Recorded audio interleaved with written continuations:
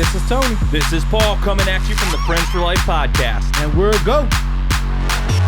Hey everybody, welcome back to the Friends for Life podcast here on YouTube. Thanks for tuning back in. If you can, go down below and hit that subscribe button. Tonight we're going old school yet again with an episode that is just Tony and myself talking about a wide array of topics, including things like physical fitness, business, healthcare, and Bob Ross. Yes, you heard that right. The one and only Bob Ross. So stay tuned. All right, we're back again. Friends for Life podcast number whatever, I don't know. We've done too many at this point. Yeah, we're not going to keep count. Like, if there's a number on there, don't even listen to it because God knows when we actually did it. Yeah, we don't know what we're doing at this point. I just changed shirts. We stay here all day and night, and I just change shirts. This is all we do, actually. We don't actually leave or here. anything. I mean, that's a little bunker back there. Like, right. It's got a bunk beds. Where we just got done eating. Yeah. We just had some killer pizza subs. Like, I felt the passion that was put into those subs and that pizza right there. I felt like I'm going to have some serious heartburn about an hour and a half from now. Hey, as soon as I'm rolling out of the building, I'm going to just... Ooh, it hurts. See, I'm a me. You gotta hit it, right? No, I carry industrial strength Tums in the car. Oh man, nice. Good. You know me, I'm always strapped with those gummy Tums. Well, like 50 Cent say, get the strap. Yeah, get the gummy strap. Get the gummy strap so I can. Dude, I ever tell you the story about when I first had heartburn? My first experience in life with heartburn. I think I've heard it, but I'm betting everyone that's listening. Oh my God, dude! By the way, this cracked me up. Because I've had heartburn since I was like 15. Probably have cancer or something. Like, damn, morbid. But I sat here and I like my family and I, we went out and we had like Olive Garden. And at this point in my life, like I was so dedicated to some of the training that I was doing that I didn't eat too much pasta, especially any pasta that was really milky and creamy and all of that. You're the good kind. Yeah, the happy foods. So I decided, like, man, I'm about to go in. I'm about to get some Alfredo. I'm gonna do this, that, and a nice glass of wine or $15 wine. Yeah, the Olive Garden special. The Olive Garden special of wine. Awesome.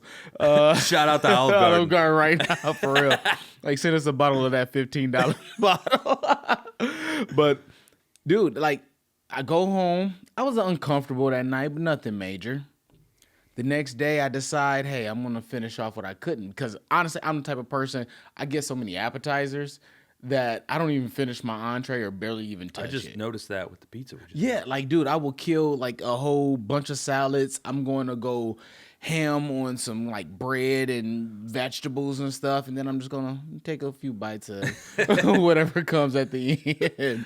That is the opposite strategy I have. Hey, more power to you, man. Dude, I heat it up.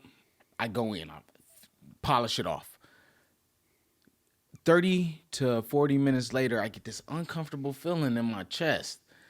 And I'm like, oh, man, I just got to walk around or something. and it goes away for a little bit. I'm not dying. Dude, no, not at all am I dying. I'm too damn healthy to be dying right now. That makes one of us. Another 30 minutes later, I'm in pain. I'm on the floor. I'm almost in tears because I'm thinking I'm having a heart attack. I'm like, no, not at 30-something. I can't go like this. And, man, we get to I go to the urgent care. The first thing that they got the sign, if you have chest pains or this, tell them, I have chest pains. It won't stop. They get me back immediately, running EKG and this and that and the other. Man, they look at me like I was crazy. Like, sir, here's some Tums. You have heartburn. Oh, man. And I'm like, that's insane. Are you sure? Like, because I don't think heartburn should hurt like this. So anybody afflicted by heartburn, I am sorry. I always thought it was like some type of just sissy owie. Like, it sucks. I clearly know that now. It's not a great feeling. But what? I mean, it's part of life. Jesus. All the food that they make nowadays is just garbage and bad for you. It erodes your esophagus. 90%. All that junk, all that soda, and for me, what does it? Oh man. Anytime I have red pasta sauce, like pizza. So for whatever reason, I think pizza is not as bad as if I were to eat like spaghetti. He just ate I pizza. just ate pizza. But the red sauce, I think it's the acidity of the tomatoes. It's like Which would make starting a sense. fire. Because when we had that red wine, I was lit up. You were jacked up. I can't do the wine. I can't do the pasta sauce. I can't do it. I literally can't do it, or I'll be in agony for hours. Well, and the funny part about, I think even how our bodies work, early on in life, I was more lactose intolerant. So I couldn't deal with a lot of cheeses and stuff, a lot of milk. Whenever I did that, I felt extremely uncomfortable. Throughout life, as I got older, it's not as big of a deal now. Although I don't really drink cow's milk like ever. I mean, except if I'm having. Yeah, man, I'm an almond milk guy. It tastes nasty. I just think it's gross. Especially if you watch a documentary on how it's made, I think it automatically changes your mind. I don't even want to. Oh, I don't even. They got pus pockets and stuff. I know. I've all heard. of that. It's just nasty. I don't know. Why would you? I don't want that. Yeah, I get sad. I don't even like ice cream that much. I'm not a big ice cream fan, but Halo Top, shouts to Halo Top. Well, that's not ice cream. That's like genetically engineered happiness. That's what it is. 320 calories for a pint. Dude, like, I mean, I still more than a beer. I can eat that and have a 6-pack. Like, I'm happy. There you go. There you go. Well, speaking of that, I know you're a health nut. Mm-hmm. You are a healthy man. You do the crazy 4 a.m. wake up and the runs. Yeah. What's your routine? Well, first thing in the morning when I wake, 600-pound deadlift first, right? I'm 7, but okay, you're close. No, you mean routine is like soon as I wake up, or what do you do? How do you get your day going? Well, I wake up and first thing I do is I stare at the sky. I'm the type of person. You have a skylight in your room? Yeah, no, I wish. Like I'm not balling that out of control.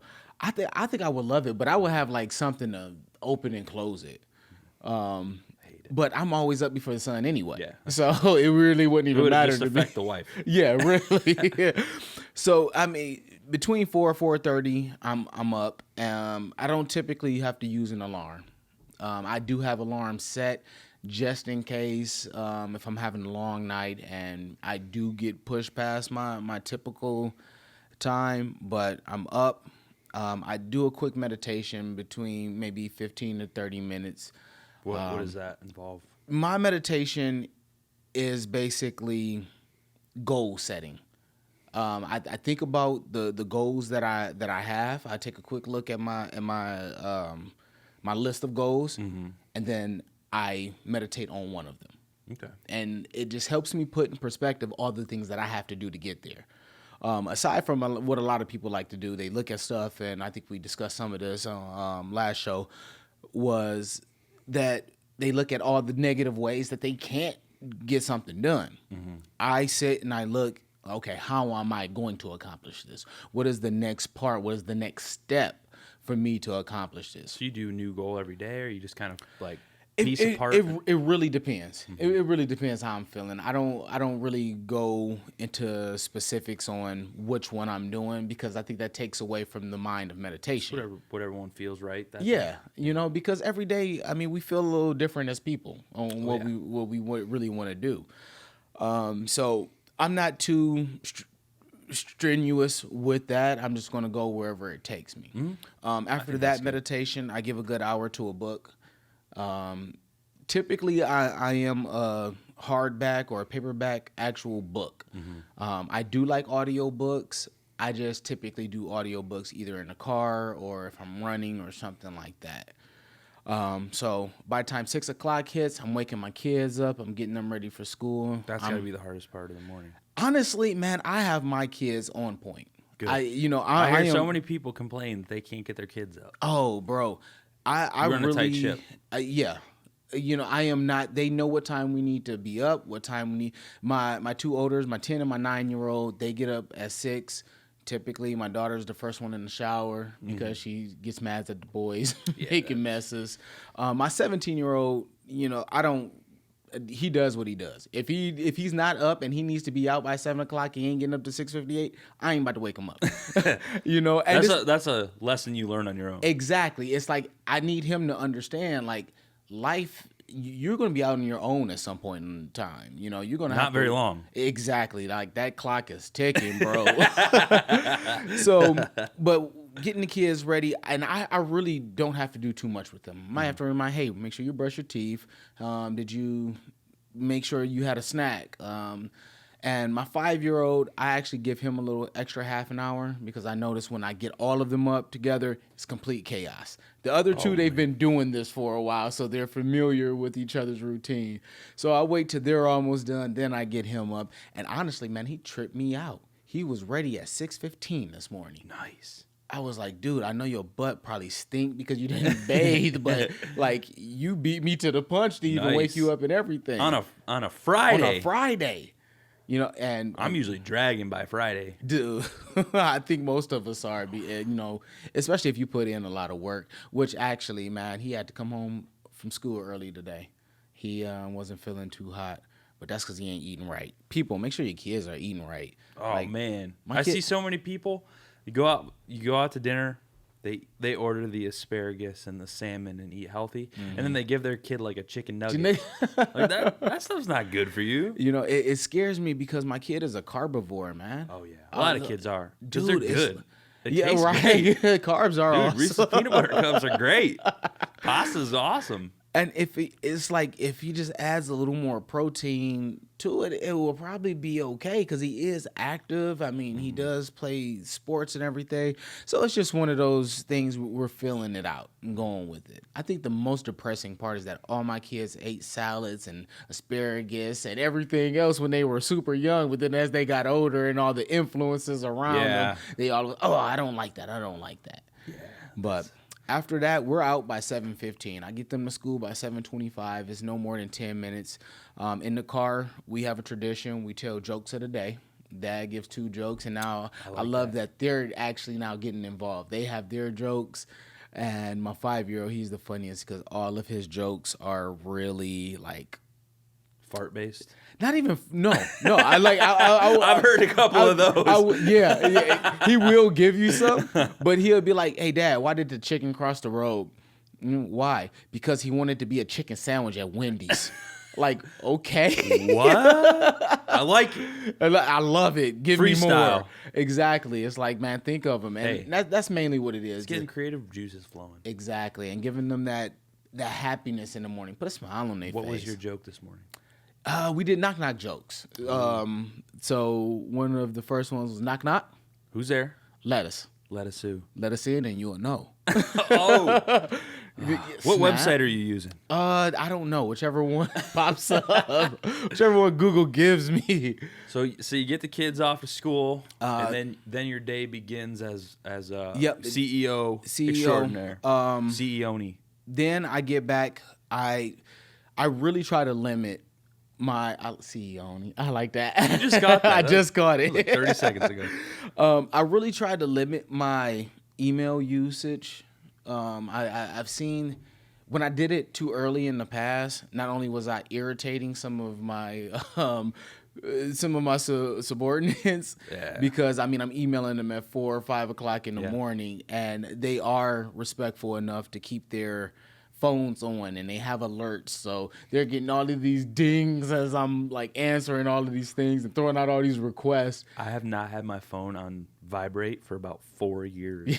Wow. Because I'm always doing stuff like this. I can't have it all the time. It's distracting. I get sidetracked. Not that I pull it out, but I mean, I get it. And it was really hard for me, and honestly, I'm gonna thank my wife for that, trying to help me understand that so many people are not on 110 like I am. So I dialed that back, but the best way for me to dial it back is to not pay attention to it so early. Like I can't really look at it. So I might skim. If I see something that says urgent, if I see a missed call or a missed text, then I'll go into those things. But typically how I do my emails, I can tell if there's something major. Oh, yeah. But by the time I get back home, I get ready for the gym, I'll sit on the toilet and actually go through my emails, because I'm the type of person, before I work out, I need to let it loose. Let it go. Yeah, I need to be clean as a bean, man. The tank. That's the only way to go. So you hit the gym. How long? Yeah. Typically an hour to an hour and a half. Because you have a little more flexibility as as the CEO. You can kind of show up and work later and work from home, and those are some luxuries. I think one of the hardest things about it is that I still hold myself to a standard in which I don't want people to think that they're outworking me. You know, I don't know if it's even a negative thing or if it's a positive thing. I mean, I really don't even know. I might have to ask some kind of counselor about this one. But That's what we're here for, actually. Yeah, right. This is my counseling session. This is actually a rehab session. Dude, it's like I don't want to walk in and see that 3 or 4 people that I employ put in 12 hours, or they've been up since 6 a.m. fixing a situation, and here I am just running to the gym. Now, granted, me doing my gym life is very important for me, and I need that for not only my mental capabilities but my physical life, and I would advise each and every one of them and everyone else to do the same. Well, it's a good way to start out your day. You already any aggression or stress you have, you put into the gym versus getting to work and you're already pissed. Oh yes. So you have it's an area to work out the kinks before you start your actual working day. And it's one of those areas in which you will notice the biggest benefit once you do it for more than 3 weeks. 3 weeks in, it's a routine. Now, granted, that's kind of been the 21-day routine myth has been kind of busted. But I don't know what that is. What does that mean? Well, they used to say in order to break any habit or to start any habit, give it 21 days. I've never heard that. I've seen it in so many books and so on and so forth, but scientists have actually debunked it, and I want to say it was almost like a period of 3-4 months that it actually takes to really build a routine. It's hard. But honestly, man, I would sit and say to all of that, I think they're all wrong. I really think it's how we're hardwired, man. Everybody's brain is different. You know, my wife and I, we have so many disagreements that is only because of the type of people that we are. You know, she's go with the flow, roll, smooth and chill. I'm like, okay. You're the create the flow kind of guy. Yeah, exactly. I don't want to sit here and question why we're doing anything. You know, I want to know why we're doing it, how we're doing it. And then after we do it, how can we get others to do it and benefit us? Well, I don't know. I personally think anybody can do stuff, but for some people, it's just harder. Yeah. I mean, anybody can do the 5 a.m. gym routine. You're right. But for someone like you do it once and you just tell yourself, I'm not going to not do this. Not do it, right. So some other people, it takes a couple of months or it takes a lot of extra willpower to do it. But I do believe, regardless of your wiring, you can do it, but it's just harder for some people.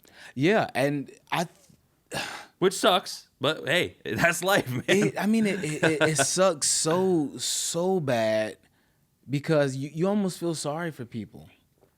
I really wish somebody could feel the adrenaline and the happiness that I feel after beating myself up. That's just a learned experience, though. Unless you've gotten to the point where you've gotten an adrenaline rush from doing that and you get that high or that good feeling, which I thought was bullshit for a long time. Oh, yeah. But until I started forcing myself into a gym routine, and as you can tell, I mean, looking at me, I'm not like some fitness expert, but it really does make a huge impact on how you feel. Not even all looks and and health benefits aside, And that's it. The internal bro, feeling is so much better. that is it right there. I think some people get so caught up in the physical look of things. And when you do that, you are losing the whole mental aspect of why you're doing it. Like Well, and let's not be fake here. It sucks at the beginning. Going to the gym sucks. man. I mean, even now, I've been in the routine for years, and there's still some times where I'm just like, oh man, I do not want to do this. But you do it until it doesn't. do it until it's normal. I was sick as a dog a couple weeks back. I remember. Just pretty much getting back in the routine of things, and I still am not at 100%. I mean, I've skipped out. I've stopped doing all my conditioning work, and my conditioning work typically consists of like battle ropes, long hard sprint runs, a whole bunch of a whole bunch of exercises, like boxing routines, things to that. I don't have it in me right now. I haven't even been eating properly enough. Yeah, we just had pizza. Actually, I need that right now just to be at a caloric plus because I haven't had the same type of appetite. It's amazing what the flu can do to you. Oh yeah. Oh man, it's like it take you out. Dude, I mean, it's almost like on my third week now, or my second week of not having it, but the third week from when I first had it, and I really thought I would be much better. And well, I don't know about you, but I'm one of those people that like, and I don't know if it's just me telling myself I'm not sick or if I'm actually not sick, but I don't get sick that often, but when I do, when I get actually sick, it lays me out. Yeah. I am done. I can't move. I can't get off the couch. I'm like heaving, like chills, like, but it only happens every couple of years. I mean, I get the occasional cold and I'm just always like sniffling or like, oh, I feel like crap. But when I get sick, right. I don't know if it's just a tolerance thing, but sometimes I am just, when I would admit to someone that I'm sick, they would know because I would be like, I've been off work for a week because can't physically get up. Dude, and like all of our employees were like, Tony's not here all week. Dead? Like really? My wife starts popping up and stuff. I'm thinking like, oh snap, they gonna think she took me out. Help, I need Oreo. Yeah, but yeah, man, it's something about having to recuperate. You got to give it time. But like you said, if you are at least eating right, exercising, those sicknesses will come far and few between. So do you do your gym routine in the morning, and then do you have any kind of like, I don't know, once you get out of the gym and start heading to work, do you have any like agenda, or you just kind of come in and do damage control of all the crazy stuff? Oh man, I am, me and a couple of other CEOs in the field, we joke about this. I'm a firefighter. Yeah, I could see that. You were just putting out a little fire right 5 seconds before we started. Yeah, so it's like that's pretty much where to go. At the end of my regular workout routine, if I'm strength or conditioning, I like to do at least a little 2 to 3 mile run afterwards, and I kind of cheat on my run and look on my phone, look at my emails then. It's easy to do on a treadmill. Exactly. So I'm looking at them then, and then I'm gathering a game plan. If it's a real light day and I don't have anything, that's when I throw an audio book on and just get my knowledge on. But by the time I'm driving back home to go get cleaned up and everything, I kind of have an agenda on what topics I want to reach. I am a firm believer of not overloading your workers on what you tell them. So I compartmentalize all of the issues, quote unquote, that we have into what needs to be pressed most importantly. If I come in and there's 10 problems and I'm telling you, well, we need to fix all 10 of these, that's not going to happen. That's not realistic. Let me take the top 2 of those that are either going to cause that's going to cause for revenue drop or a possible damn lawsuit or something, and we fix those right away. The other ones, and my staff and everybody will tell you, it's not like I have a perfect memory, but how I do things through email and text messages and stuff, I will follow back up. It might be 3-4 days later because I want to see, are you really going to do what you're supposed to do? Are you going to do your job? Do I have to constantly look over you? Well, and, some of that goes back to accountability. Some of that goes back to, you can't do everything. Oh, man.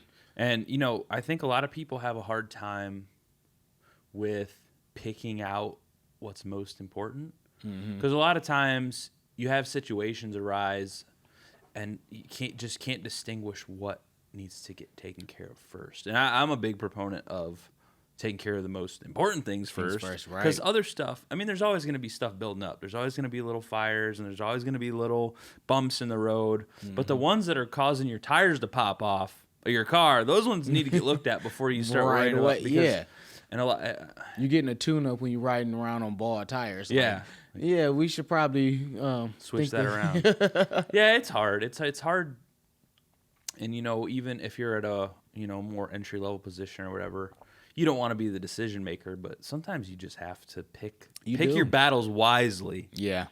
Because you can go after the easy problems and clean up all the easy problems, but if the big overhead problem is still there, it's not helping anyone. And, dude, it's one of those busy being not busy. And there's so many people who think, I think we were saying this the other day, like we were just putting like the whole globe out there. But there are a lot of people who just think because you're doing a whole lot of stuff that you're actually being productive. And that is far from the case. Like, I could sit here and shuffle a whole bunch of papers and not get shit done. Yeah. Oh, yeah, absolutely. But if I'm actually being productive, I might only take 5 minutes to do 10 things. How important do you think is a routine to just daily life? I think a routine to the beginning of your day is extremely important because it shows that you can at least dedicate yourself to one task. There's not enough. Well, let me rephrase that. There's always enough to get done, but if you don't know how or where to start doing it, you're never going to accomplish what you're trying to do. So I think that starts it off. Some of the mentors that I've read early on that to help me said little things like make your bed first thing in the morning. Like I read that book. Yeah, I remember that one. It helps for your first accomplishment in the day. It helps when you actually get ready to go lay down. Like, dude, it's psychologically different coming back to a nice, clean, straightened up bed versus a messy one. Well, and I think that's all it doesn't matter what the method is. It's all about the consistency. Because I'll tell you what, I've never made my bed once in my whole life, but I do agree that a routine is important. And my routine is very similar to yours in a lot of ways. But I would consider myself a made up term that I just made up now would be like a maximizer. Ooh, I'm always trying nice. to maximize everything, my time, I'm trying to squeeze every millisecond out of whatever I'm doing. So my routine in the morning is like timed to the second. It's crazy. Like 5 a.m. alarm, out of bed, to the coffee pot, nice. Button on. It starts the night before. I prep everything. I get all my clothes packed. I get my coffee ready, button on, because the freaking automatic coffee pot I bought, the timer stopped working after like 6 months. I'm just like, I guess it's back to a manual coffee pot. So man, you got to get a Keurig, dude. They don't make the coffee strong enough for me. I'm that military mud kind of guy. You need that. I need that. I was actually 8 cups. I was gonna say, I'm a tea guy in the morning. I drink tea first thing. Doesn't do it for me. And I could tell you exactly why. The science has shown that it doesn't work for coffee drinkers, heavy coffee drinkers. It has just as much caffeine most of the time. Yeah, Green tea is a little, it's a little lighter. Now, black tea has a little more, but green tea typically has between 25 milligrams a packet. So sometimes I throw 2 packets in there just for that 50. Now, the average coffee cup is between 90 and 120. So, I mean, it's comparable. Yeah, get it. But the science has showed that if you are a drinker of tea, coffee will still work for you. But if you're a coffee drinker, tea will not work for you. I like it because it's abrasive. You know, it's like getting kicked in the mouth first thing I in will the say morning. this. I love it when we're at the lake. When we're at the lake, I drink it all day. Oh, damn. It's good for those hangovers. Not really. It dehydrates you. It's bad for hangovers. That's the worst. But get some water. No, I love coffee. I drink all day long. I'm just sipping on coffee until it dehydrates my mouth. Coffee and a liter of water back to back all day. Just man, your body is efficient. Yeah, it's something. It would drive. I don't know if I'd call it efficient. I would be on the crapper all day. Like, well, who's to say I'm not? But I do the coffee. We get everything packed up the night before, because doing that in the morning when your brain's not on, it's bad. And then immediately pop in the headphones and I start an audiobook to get my brain. It's like starting the gears. Just starting and moving. A lot of whatever I'm listening to that day. Right now I'm listening to Ernest Shackleton. I don't know if you know who he is. Oh, He's an yeah. explorer out. He went the first Antarctic expedition. What did I see him on? I saw him on some. I've been watching a lot of nature stuff lately, just I'm because rubbing of you. off on you. Yeah, man, I'm trying to get into your atmosphere. You don't want to go there, trust me. Dude, I was watching something. Pretty soon you're gonna be hunting out there. You're gonna be. Man, I saw they had this 16-point buck, and he was just like picking his head up and all of that. And I'm just like, just come on, get it and eat it already. Like, you don't have to do all of that. But Ernest Shackleton, he's crazy. He was an expedition explorer. He set up this big expedition to go out to Antarctica. And I've read not other books about him, but I've read other books about Arctic expeditions. But he was like the OG of Arctic exploration, and I respect that. His boat got trapped in the ice, and all this crazy stuff happened. He had to walk like 150 miles across the Antarctic. Holy shit! To and yeah, it's crazy. I haven't finished the book yet, but that's the gist of it. I want to see the movie. Badass. That's all it breaks down to. I like reading books about badasses and really smart people. I hear that. And I've kind of lost interest in all those like self-help books, only because after you read so many, and I don't even like the term, they all just say the same thing over and over. They get redundant, and I don't need a lot of self-help anymore. I think self-help books are for the beginners. They're just boring now because it's just a wake up. It's literally what you just said. Yeah. Wake up, meditate, read, go to the gym, do your job. It's the same thing. If you don't ever read a self-help book, just listen to what Tony just said for the last 15 minutes. That's a self-help book. Got you. It's right like the quick start. So I like to read a lot of adventure, and I'm a huge audiobook guy because of the maximizer mentality. Right. I just am trying to squeeze every moment while I'm really good at. I've taught myself to be really good at paying attention to what I'm hearing while doing mundane tasks like getting up in the morning. Like I know it's the same order: coffee pot, clothes, packed, start car, make an egg, throw it in the car, leave. So I'm out the door in 15 minutes, 20 minutes, most. Nice. On the way, the gym, I'm at the gym by 6, do 6 to, it's like 5:45. I wear my work clothes to the gym so I don't forget things because I have to, because I will. Smart. I change start my workout at 6 a.m. on the dot. Do a half hour of lifting, half hour of running. Try and get anywhere between 2.5 to 3.5 miles in, depending on how sluggish I am that day.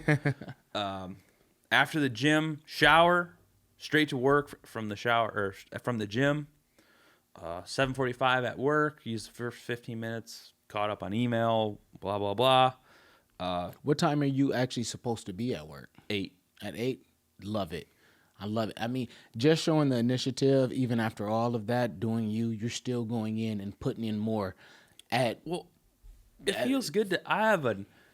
So my workplace has a a program where you can like put. It's almost like Big Brother. It's weird. It kind of creeps me out a little bit, but you can tie your Fitbit or whatever smartwatch thing into the. They have this health program where you can like earn points and get money towards your health program, and so we have that. And I mean, I feel great having an hour of work in. Like I have more a lot of it's step based, which I think is BS. Like the whole step thing. Is completely irrelevant. Fakery. Most people can do like that and get it. Most people do a lot of that. But I can't I think it's a stupid comparison. I'm sorry if you're big into your steps. Like it doesn't mean anything to me. But they track everything by steps, which I suppose is comparable to how much you walk or run or blah blah blah blah blah. It's BS. In my opinion. And I usually get between 5,000 and 6,000 to 7,000 steps depending on how hard I go at the gym. Before work. And all these people there are like, how many steps did you get in today? Like when they're walking out the door and they're like, oh, I got like 2,000. I'm like, I'm at like 10 before the day is even over. So it feels good. And then all that stress, all that aggression's gone. First thing in the morning, dude, I just flat out ran my fat ass on a treadmill for a half hour straight, like as hard as I can go.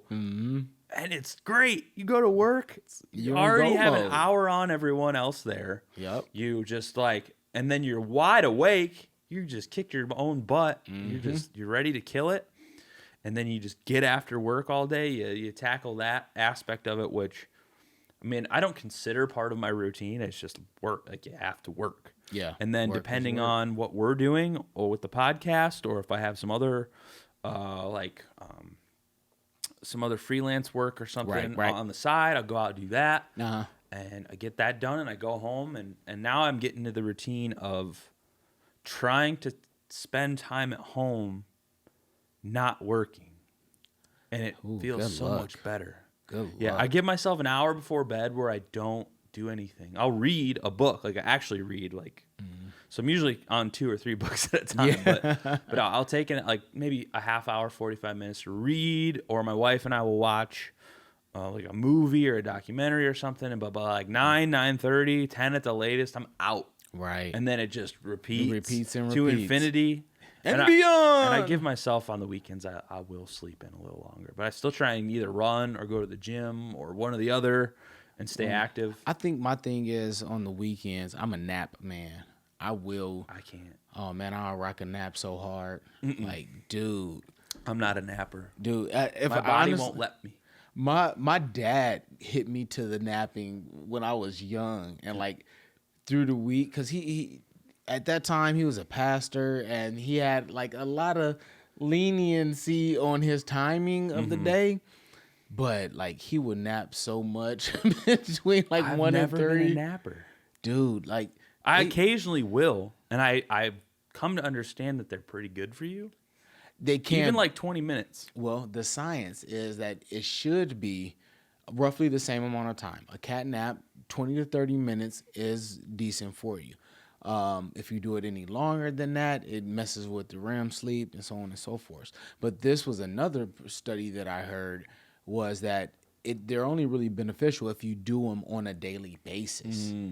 You know, if you're doing it every now and again. So technically, how I'm doing it is probably not the best. All the time, every day, right? Because I mean, I'm a football fanatic. I'm a University of Michigan fan. Go Wolverines. Go blue. But if it's game time, I'm probably going to sit there and watch the game and doze off at some point. Yeah. And then wake back up and then finish the game off. Trust me, I've seen you fall asleep plenty of times. Yeah, dude, it's like nothing. But I mean, I think it's like my brain saying like, dude, you've been putting in a lot. It's time to rest. So yeah, last week was the first time I've taken a nap in a very long time. I did Monday through Thursday. I took Friday off, and then we did a podcast one of those days. Was it Friday? I don't remember. It doesn't matter. One of those days we did a podcast, and so Saturday, two of my really good friends came over. So getting up at 5 a.m. every day. Saturday, I get up at 5 a.m. to go hunt. Mm-hmm. Sunday, get up at 5 a.m. to go hunt. Or no, it was Friday, Saturday. Sorry, I went hunting Friday, 5 a.m. Friday and Saturday. That was it. Friday, I woke up at 5 a.m. to hunt. We didn't do a podcast Friday. We went Thursday. Mm-hmm. And then woke up Friday, 5 a.m. We went hunting until about noon, my buddy and I. And then I came back, showered, drove out to your place to get the keys of this building, came here with my friend for another show that I do on YouTube. Matter of fact, plug that real quick, man. It's just called Base Camp Brew Review. Man. Base Camp Brew Review. It's the same thing that we're doing right now. We just drink beer. And look. Literally the same room, same cameras, same setup. I'm not a beer drinker, but I do want to get on the show. You will be on it because you own the building and you're fun to talk to. So it's the same thing. We just like to do this stuff. And so I came here, did that, left. We got out of here at like 9 o'clock because we had all this crap hanging on the walls. I chipped the paint off your walls. Sorry about that. And we got it fixed. And I get home. It's late. I wasn't actually drunk because it was a long talk and we only had 2 beers, so it was just like a review. Mm-hmm. I was a little bit there, and then I get home and my wife literally looks at me and she says, "You look like a crackhead," because my eyes were so. I looked in the mirror and I was like, I've never looked like that, like gray, purple under my eyes, and I looked like a zombie. That video probably looks terrible. But I mean, that Sunday or that Saturday morning, the next morning, I went to bed that night at like 8 o'clock or something crazy. Right when I got home, I like passed out. Like went up, woke up and hunted. I think I remember you telling me. You sent me a message about that. I woke up and hunted the next day, Saturday, and then I got out of the field, came in, pretty much changed my clothes, drove to your house and gave you your keys back, went home, and I said, I'm just going to take a quick nap because I'm really tired. I don't feel that good. I slept for 5 hours. That's not a nap. That is not a nap. That's a nighty night. I slept all day and then just woke up and went right back to work the next day. Man, like get her I did like a 5-hour nap, woke up for a few hours. I think we went and got dinner, and then I passed out until Monday morning and 5 a.m. started the whole thing over again. Here we are today. You know what? When I hear a story and stuff like that, that shows me the true dedication of what people really want in their lives. Well, it's a willpower test. Yeah, it ain't easy to do. It's not. I love hunting. Like I love it, but man, when you got to get up at 5 a.m. to go sit in the cold. You got to really love it. Again, it's like at some point I want to get into the hunting. I just personally have right now a problem seeing myself do that. Like I know a guy that can get you into it. Well, I mean, he may be in this room. Look, right now. And live like 4 miles from your house. But just saying. This ain't a hunting podcast. I tell my kids all the time, like, yeah, Daddy hunts. He hunts at Kroger. I say that meat right there, I want it. And here's my dollar bill that I'm going to kill it with. It's an experience, man. It is. I think you would enjoy the aspect of the self-deprecation. Yeah, I mean, I really feel like it'll be an eye-opening experience. You have to be quiet. You have to be cold. You have to spend a lot of money. You might like that part.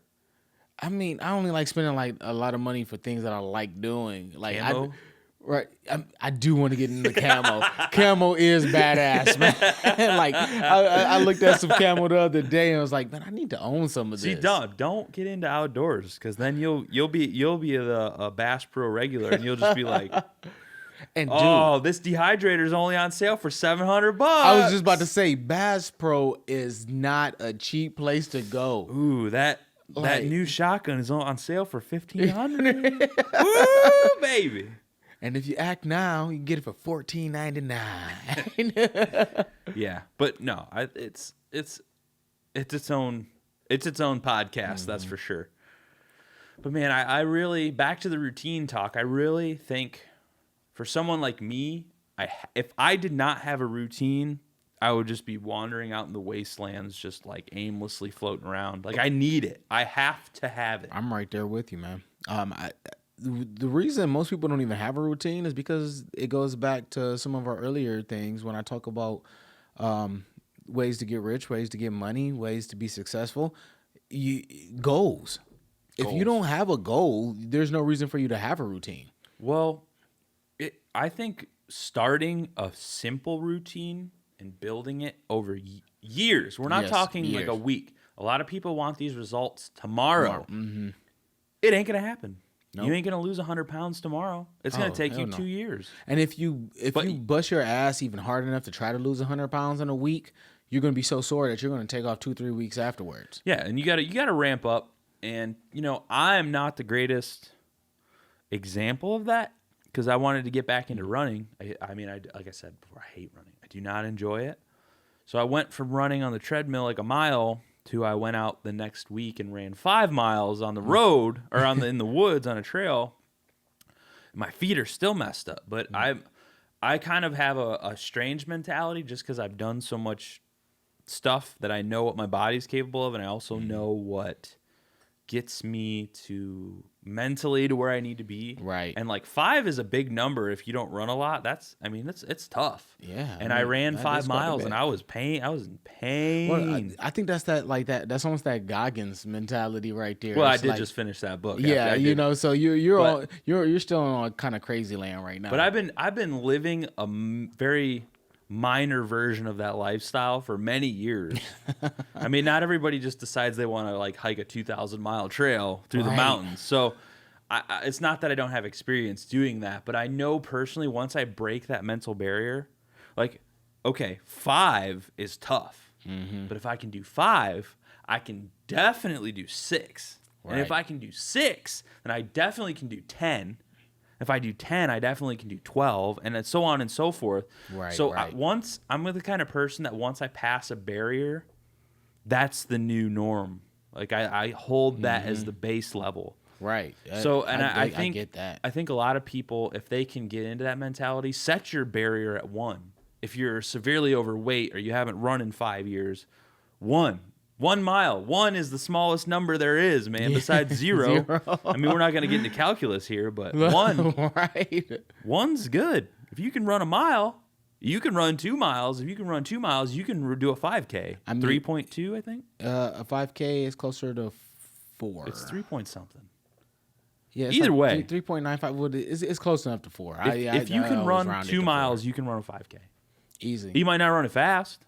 But just get it done. But just get it. If you can run a 5K, you can run a half marathon in a year. You can run your half marathon in 6 months. My first 5K that I did, it was actually at the lake. I was happy that I did it. I came in first in my age group. I think I was like... Was it an actual like planned 5K? Yeah. I didn't even know that. Oh, man. It was the firecracker or something. No, I was actually, dude. I mean, I was so. We drink pretty heavy at the lake. It can get tough. But at that stage, I think that was during my dry season. Mm-hmm. Like that whole year. Yeah, you didn't drink for a long time. Yeah, I didn't touch anything. I was like, because what is happening? What I was so dedicated. Like, yeah, you guys were all losers and stuff. Look at me now, baby. Right? But. I went through it and I enjoyed it. And I did think like, man, maybe I should try a half marathon. But then I saw the body types of half marathoners and I'm like, nah, I'm cool. I don't want to be that small. I mean, even when I did that, I was probably about $180, and I'm at roughly 200 pounds now. I can't really see myself going back to that small again. It's like it wasn't bad. It was easy for me to run at a decent speed and everything. But I like to play basketball. I like to run out, play soccer with the kids and all of that stuff. And I like to be able to punch somebody that it hurts if I need to. It's one of the best feelings out there. Do you think that you have, and this is just off of speculation and a little bit of science, because there's different body types, there's different stuff. Do you think you have like a naturally... like a natural physique that helps like facilitate like muscle mass, bodybuilding, speed, definitely. Run? Because I don't have that. Yeah, most of my family, especially on my father's side, muscular physique. Especially we're kind of top heavy, so like my pecs, biceps, triceps, all of that, my shoulders. I have pretty broad back and stuff. My legs though. I mean, I have chicken legs, dude. They are so small. I have the opposite. Oh, you're flipped or you flipped around. It's funny though because I see a lot of. I mean, at the gym, you just see everybody. You see a lot of different people with a lot of different body types, and there's ideal body types that are in the magazines, that are in the videos, film, like bodybuilder style. And I don't think a lot of people realize that that's like a minuscule percent of the world has that physique. Like, and it not to say that it's undoable, but a lot of people have to work really hard to get hard, and that's really what it is. In order to look like that in a magazine, 90% of people don't want to do what it takes for them to be in a low double-digit percentage of body fat. That is a lifestyle, though. That isn't that to me. That's not training. That is a dedicated. That is look. And for someone like me, that's not doable because I do so many other things. I'm not saying it couldn't happen if I cut out a lot of other stuff I do and dedicated all that time. Yeah, it's that's a time the commitment, 24/7. That's exactly what Gym it is. Gym is your life. What do you want to do? Now, I will. It's not so much the gym is your life. Your diet. your diet, your nutrition is your life. Every morning, what I do in order to curb anything that I might eat towards the end of the day. Burger King. Egg whites and oatmeal. Yeah. I mean, that's my morning breakfast. Sorry, people. But that to me is like, it gets me on the road to being kind of on the healthy term. That and some of my supplements from vitamins. If I need to take some, I take the stuff. It's like powdered greens, just so I can make sure I got some of my veggies in me early on. But then typically for lunch, I make sure I have a well-balanced thing. Typically, I eat Chipotle. Shouts to Chipotle. Yeah, they're gonna sponsor this someday. Yeah, I know they will, because I how much money I spend eating there. They owe you back. Zoop, shout out to Zoop. I love their soup and some of their sandwiches. That's actually where we had our first meeting discussing this we sure did. It was good. Yeah. Man. And Core Life. Shout outs to Core Life. That place is so spicy, dude. I've never had anything there that didn't burn my face. I loved it. It's good. No, it's amazing. Every bit of it. It just burned me to death. But like, those are the three main places other than Subway. Medium shouts to Subway, Arby's, Marco's Pizza. Those are my go-tos for lunch. That way, I know that I'm expending enough time and energy towards proper eating. When it comes to dinner, I'm like, whatever, bring it. I might eat just something plain like chicken and rice and all of that. Or I'm going to eat some damn lasagna with a fat Caesar salad on the side. Well, and you're not trying to be a bodybuilder. You're just trying to, I think it boils down to health and not wanting to be huge that, or either. It takes it's a choice to be super fit and muscular or super big or super fast. All those things are choices that you have to make, and you can't be all of them. Yeah, you can't be a marathon winning bodybuilder. And everybody has these ideas and I'm not saying I'm any better. I want to do everything all the time. I want to be strong and I want to be fast and I want to be, but it's just. I want to do it. Have you ever heard of Jeff Cavalier? Oh man, Jeff Cavalier. Shout outs to Jeff Cavalier at Athlean X. That guy, he is the guru of fitness on YouTube and everything. Okay. I actually have some of his programs. I do it. One of the reasons I first actually started looking at him, because he's also a physical therapist. Some of the exercises and stuff that I was doing, I got a bum shoulder from some time. Me too, actually. Really? I mean, it sucks because it plays a part in so many things. I fell into a rock crevice with a full backpack on and tried to grab a rock, and it just went, and I was like, oh, man. I never went to the doctor. Look, I don't think any of us did.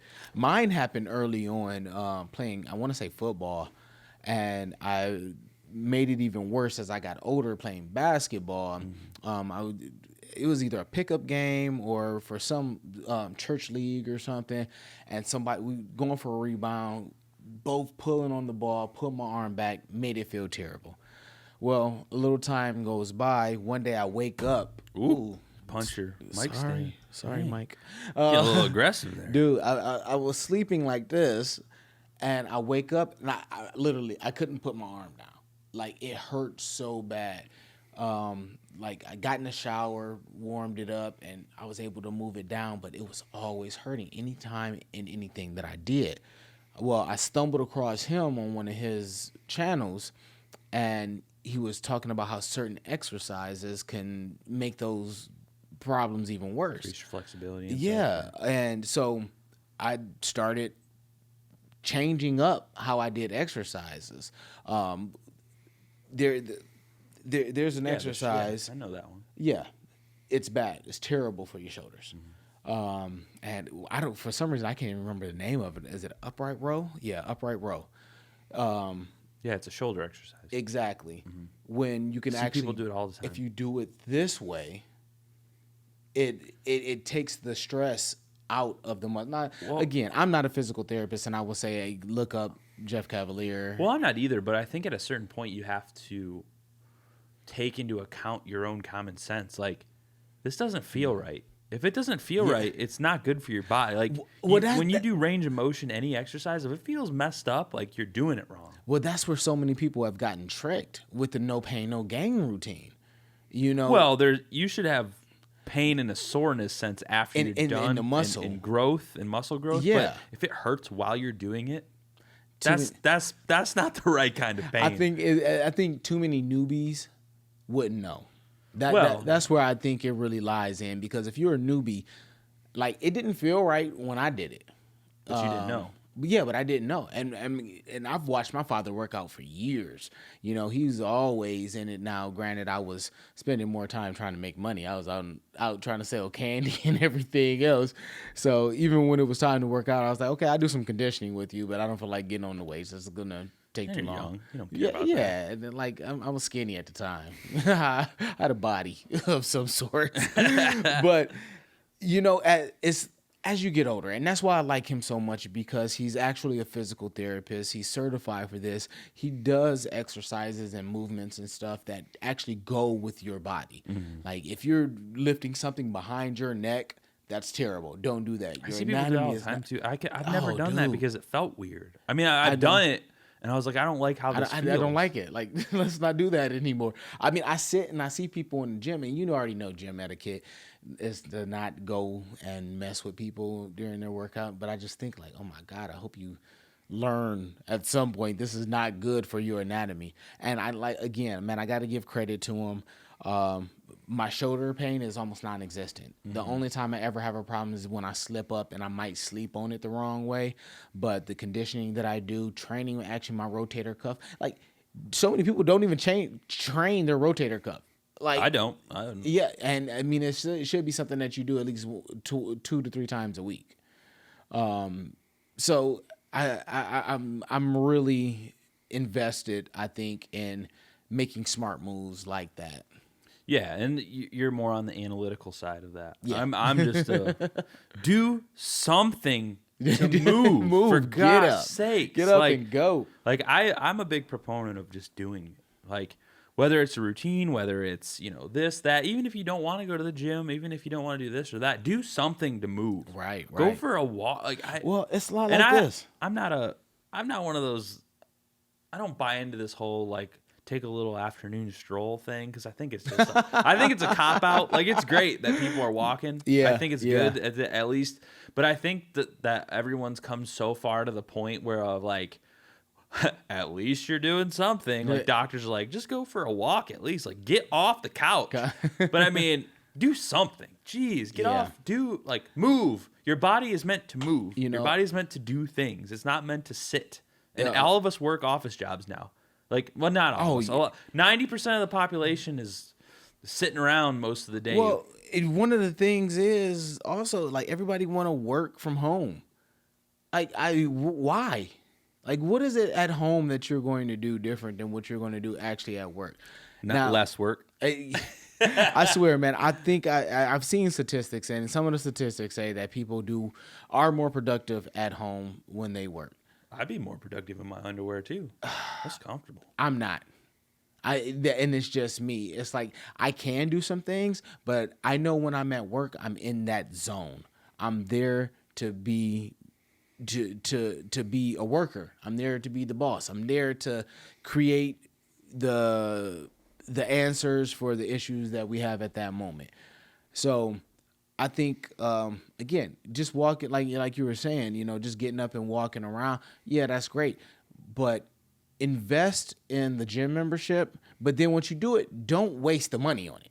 That's the gym membership for me is an accountability tool. Exactly. It has to be accountability. I just think about it from a cost versus loss perspective. Yes. Man, that's 20 something bucks a month that if I'm not using it, then it's just wasted. They're just getting their money and just raking it up. That's how I feel about Audible subscription or whatever. If I'm not reading the book or Kindle or whatever, if I'm not reading the book or whatever, I'm just wasting my money. Heck yeah. You don't want Man, that. I go on some of these things, like I got Hulu, Vudu, Netflix, and everything else. I just go on there and I look for stuff. Like I'm going to watch something on here because I have it. Favorite subscription network out of all? If you had to choose one, all the other ones you couldn't have anymore. Oh my Lord, yeah. Because they all do different stuff. They do. I think right now Vudu. Vudu? Is that yes. the VUDU? Yep. I've never even heard of that one. I mean, I take it back. I've heard of it, but I've never. It's mainly entertainment movies, but it's very useful to me because the other thing is like we're not gonna YouTube. I'm a YouTube fanatic, man. YouTube University is I'm getting my master's in YouTube University. Good. You need it. But Vudu is very handy. I use it on my phone at home. I think we use it at the lake. I'm able to get on a computer and do it, put it on in my car, and it's mainly an entertainment thing for my kids. But if I'm ever busy, and everything, you don't have to buy everything on there. They have free movies with, a couple of ads in there. So it's it's not as much as a subscription as like a rental. Yeah, that's basically what it is. Other than that, I mean, I guess a true Hulu. Shouts to Hulu, because I'm a It's Always Sunny in Philadelphia fan. Oh, dude, this is a great show. I love it. Shouts Rum to ham, Always Sunny. the rum ham, fight milk. The Office conspiracy episode. It's just standout. Dude, the off the wall humor, the politically incorrect nonsense. Hilarious. It's the implication. It's hilarious. Charlie, everybody's favorite character is Charlie. Charlie is the man. Man, Charlie Day, dude, we need you on this show. He's my spirit. I'm a big fan of Dennis. In a the Dennis method. Yeah, Dennis is so creepy that he's intriguing. It's all funny because it's only funny because we actually all know people like that. Yeah, right. But they're just we know you. We know you people, and you're weird. But we will never tell you because that you might kill us. Yeah, exactly. I don't want to be like a coat of me on you. Danny DeVito, though, in that show. Oh man. My God. Pistol packing. He always got a pistol on him. Can I offer you an egg in this trying time? Right. I mean, I say that once a week. Iconic. But this is going to be the dorkiest thing I've ever said in my whole life.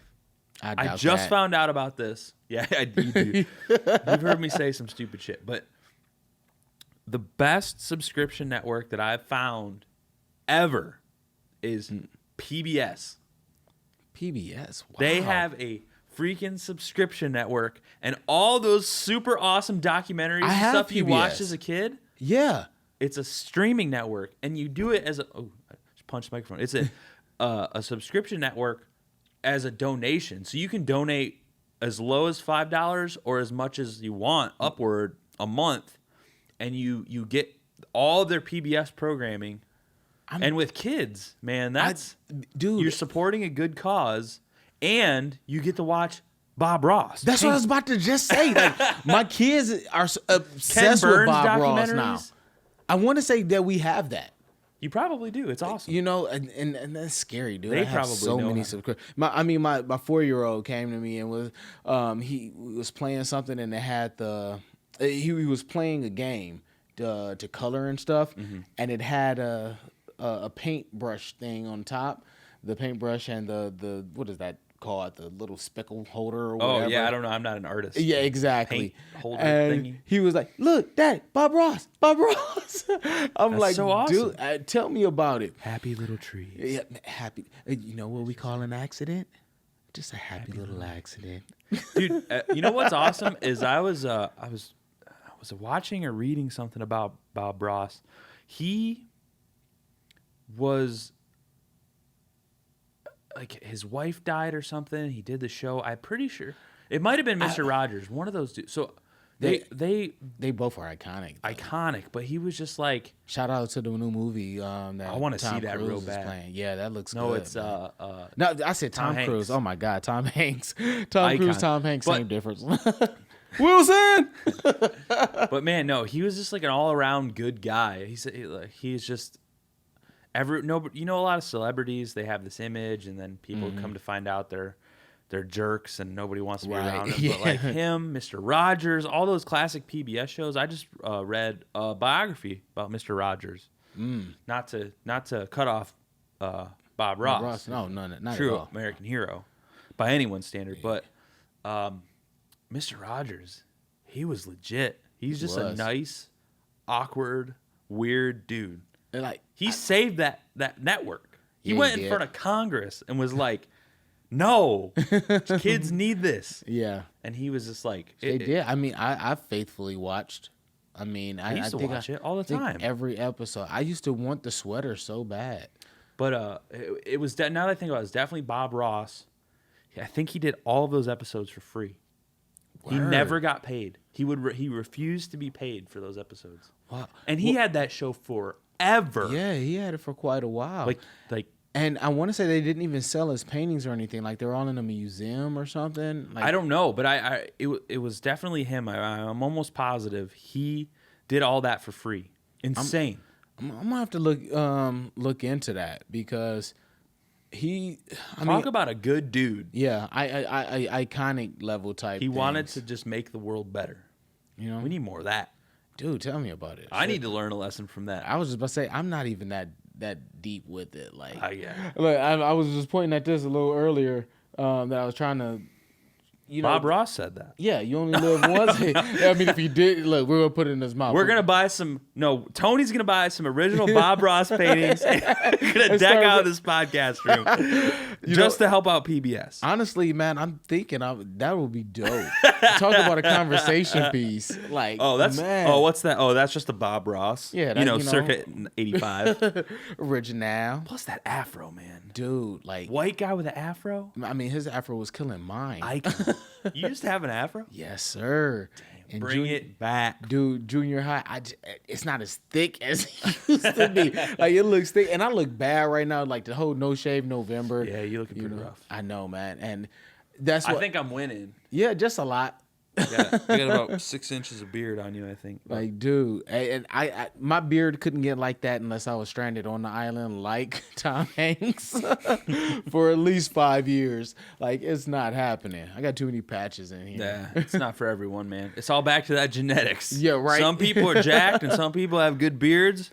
I'm neither. Yeah, But here I am. But I will say this: the best thing about November when I do it, you know, to try to support ALS and all of that,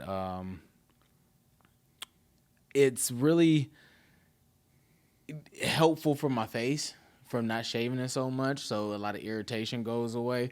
So come December, once I shave, oh man, it's gonna be so smooth. Smooth as a baby's And butt. it's like, okay, I'm gonna tell my wife, let's get some pictures together so I can get all of that good smoothness. Well, we've been rambling on for about an hour, but in summary, man, I think routine is very, very important, and for anyone. I mean, if you can start at a base level, get any sort of routine down, and just build upon it, it's a building block for a better life And then you just refine as time goes on. It's not going to happen overnight. If you think it's going to happen overnight, you're going into it with the wrong expectations. You're going to have a bad time. Very bad time. So just start a routine, a healthy routine, and you're going to mess up. Mm-hmm. I didn't go to the gym this morning. I was.